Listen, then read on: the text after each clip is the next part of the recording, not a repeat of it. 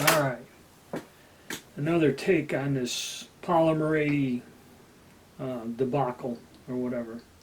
Alright, so this week on Wednesday, I guess, the ATF started something with Polymer 80, and they went to the company, Polymer 80, which makes basically Glock handgun 80% kits, okay, or frames. And then now everybody's got a video out there saying ATF raids, saying that they went to people's homes, and just about all of these channels have these videos on there. They go into this in detail in the articles, they read the articles and everything else. If you're watching this, you probably know what an 80% kit is, so I'm not going to explain it. We all know what it is, Polymer 80. Okay, 80% are not considered firearms by the ATF. That's what the ruling or the law was. So you can buy these frames or AR-15 lowers that need to be machined and finished. Okay, they're not firearms. Okay, so the crux of the matter is that the ATF has changed the definition. Okay, this is what everyone's missing. See, we have something that a month ago was defined as not a firearm. You can buy it, no big deal. Okay, what you do with it is where you start going into the different versions of the law. But as is, it is not a firearm. You can't assemble it into a firearm as is. You must do something to it. Therefore, 80% not a firearm. What you read through these articles and go through it, what they have decided to do is you could go to some places and buy a build kit, I guess they call it. And it even has a plastic case, okay? And what you buy in this build kit is you buy the 80% frame, parts needed to complete the lower frame, slide barrel, recoil spring, and all the little parts pieces to complete the gun, and a case.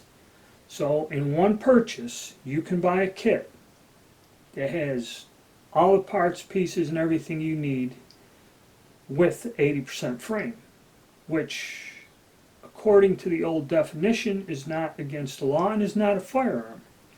So what the ATF has done is their definition of a firearm has been changed to where if you buy, I guess, in one box, see, it's not specific. They're not saying that the frame alone.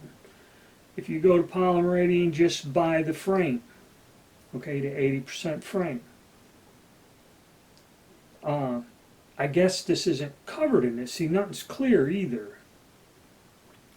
But if you buy the frame and every single part piece that you need in a magazine, it's right, it's a magazine, in a little box, put it in, they're defining that as a firearm. Okay? This is what this whole point is. So now they're saying that all the parts and components together with the 80% frame, which is not a firearm by their old definition, but the non-firearm frame and the parts now constitute in one package or box are a firearm. So now it's like you went and bought a pistol that doesn't have a serial number on it, which is bad. That they're saying there was something in the one article that in a matter of minutes you can assemble and have a functioning gun, which is not true. Okay, and people who don't understand firearms believe this.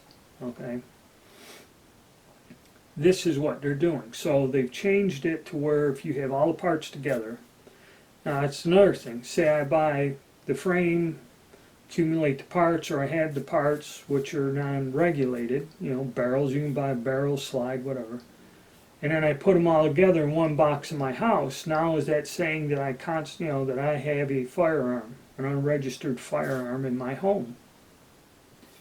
So once they change this definition, which I believe is a political stunt or ploy,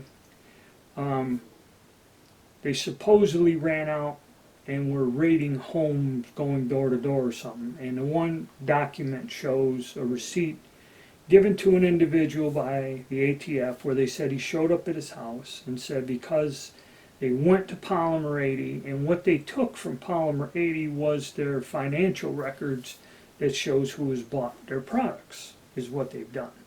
They did not close down the Polymer 80 plant. They did not arrest the owner or any of the employees in the plant. Okay.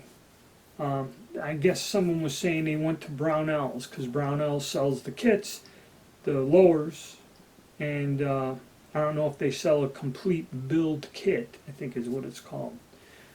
But I know Brownells sells different components in that. They went to Brownells also and asked for their financial records or records of who bought this. Now, the thing is, like I said in the definition, say Brownells is a typical example. Brownells sells all kinds of gun parts and gunsmithing tools.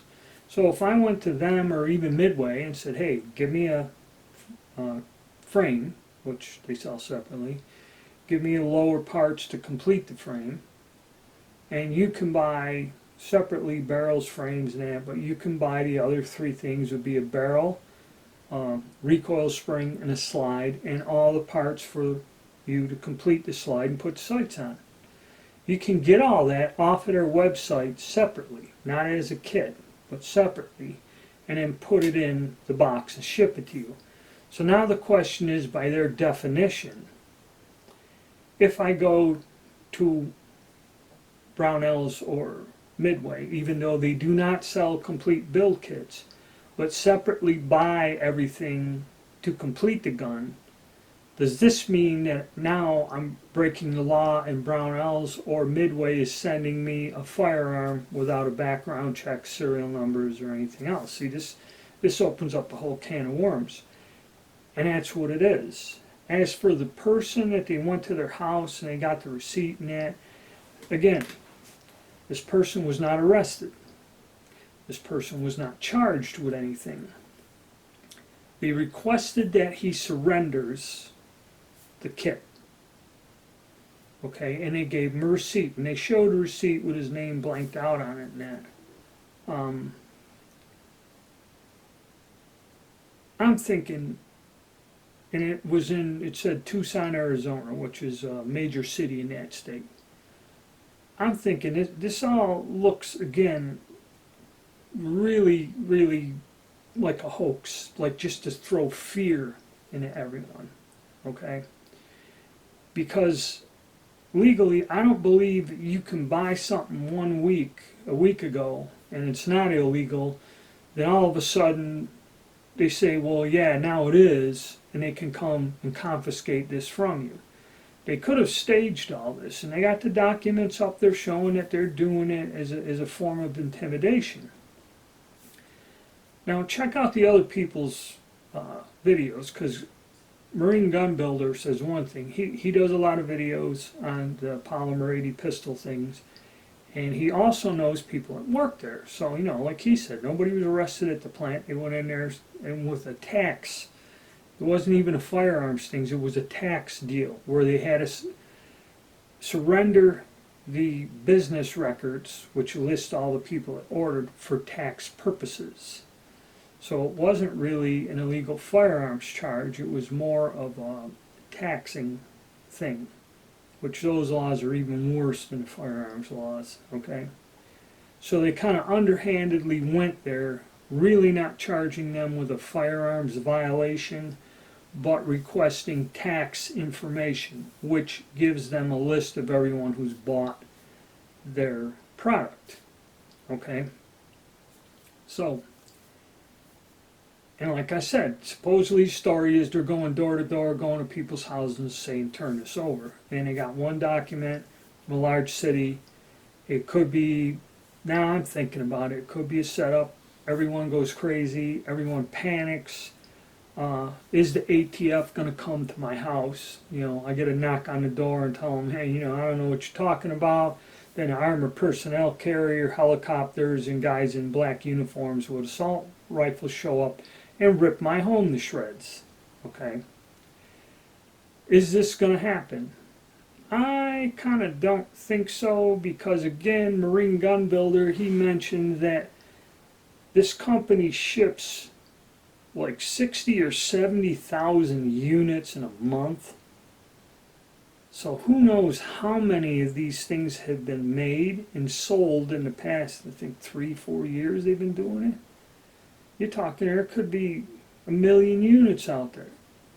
So the ATF is going to go to 1 million houses and ask you where your kid is. Okay, that's where you got to think. You can't react fearfully, okay, because it's part of this ongoing global war with the COVID, the fake elections. Now this stuff where the ATF's going to come and get you for some stupid bullshit thing. I got a plastic lower frame, and they're going to show up at your house and demand it or search it or arrest you, okay? I think it's all a load of crap and just add more into this war, this psychological war against us, which, is going to tear down the United States, get rid of the Constitution and your rights, and drive fear into you. Because really, people do this stuff. I made the videos now. I make these little things, or I got this, and I showed you how to work on them as a hobby. It's something to do to pass the time, okay? I don't use them for any type of illegal purposes, nor do I sell them, okay? Any type of firearm I make from this, all right? So part of the problem is, yes, people do illegal things with these materials, okay? How many or how widespread it is, I don't know, but they're using that as an excuse to come down on the industry and basically probably pressure. What they eventually do is they just screw with these companies so bad that they start losing money and have to shut down, okay? It's kind of like with the solvent traps. There were people that built solvent traps other than them cheap ones you get out of aluminum that were actually made out of steel and stuff, okay? And they've shut them down. Battery's going. I'll get back to you in a minute. I'll try to wrap this up. I don't want to get it going too long. But in my opinion, do I think the ATF is going to come to everyone's home looking for these kids? No, I do not believe it. The only thing I can tell you is be low-key. Don't go around telling people you have the things or you've worked on them. And if you did, just kind of tell them, you know what, with everything going on, I've gotten rid of it. I don't know what you're talking about. Because most of the problem is if you draw attention to yourself. Okay, if you're doing things openly, and I'm not telling you not to speak up for what you believe in or anything, but in times like this, you got to be careful on what you say and to who you say it to. Okay, it's just common sense. Because like I said, with these videos and this big wave, all you hear is ATF, things are illegal, raiding houses. It's all people get out of that. And they go right into this fear, panic mode that just fuels it. I think it's all a bunch of bull. I really don't think that, it hasn't gotten that bad yet to where government agencies are just going to come to innocent people's homes with no reason. Okay? Now, if you were finishing these pistols, and this has happened here locally, and it happened with AR-15 lowers. There was a person around here locally that in a machine shop, what you would do is you would come, bring your receiver down, you go and clamp it into a vise, close the doors, and hit the button on the CNC mill. Okay?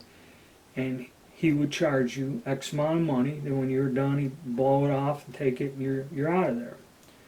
Well, that is against the law. Even though, see, now you get into the thing, the guy loaded it in the machine, he turned the machine on and ran it. Okay? So did he finish it? And he paid this guy a fee to rent his equipment. Basically, I guess how he was looking at it. the ATF did not look at it that way, and the individual got arrested, and then someone told me there were 8 charges leveled against him. And this is not a gun shop or something. This is a guy in a machine shop. All right. He had 8 charges leveled against him, but then once he got a lawyer and went through all this crap, it come down to 1. And they looked at it that this is illegal. Okay. If you were to take 80%, finish them for a fee, and then give them back to the individual and collect money, this is illegal. You will be arrested, okay, and charged. Okay, you can't do that. But I believe anyone who fools with this knows this, okay, because if you don't know it, you shouldn't be fooling around with 80% receivers, all right? And I've heard of stories, how true they are, I don't know, of several other people who have done the same thing. They would set up, but see, they're going around advertising, come here and get it finished. So it's kind of like advertising a crime. Okay, you can't go advertise and tell people, yeah, come over here and give me some money, I'll commit a crime for you. Well, what do you think? Eventually, you're going to draw somebody's attention and you're going to get caught. Okay?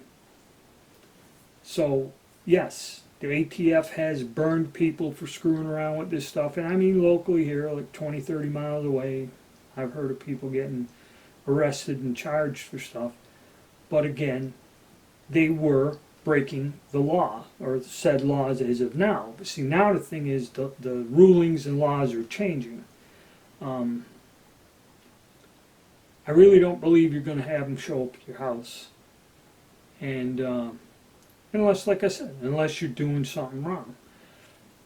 If they persist in this, okay, I mean, there's a guy there, he had some problem with the ATF, look it up, find out what lawyers he used, or investigate, just to be safe, investigate a lawyer that can help you. Okay, they're all over the place. There's more lawyers than doctors, okay? And, you know, you just hope that you don't fall into that. But like I said, just don't try to draw attention to yourself is probably the best thing to do, and just be calm. So that's it. Well, stay tuned, and I got an update on some other crazy stuff going on here. And thanks for watching, and thanks for subscribing.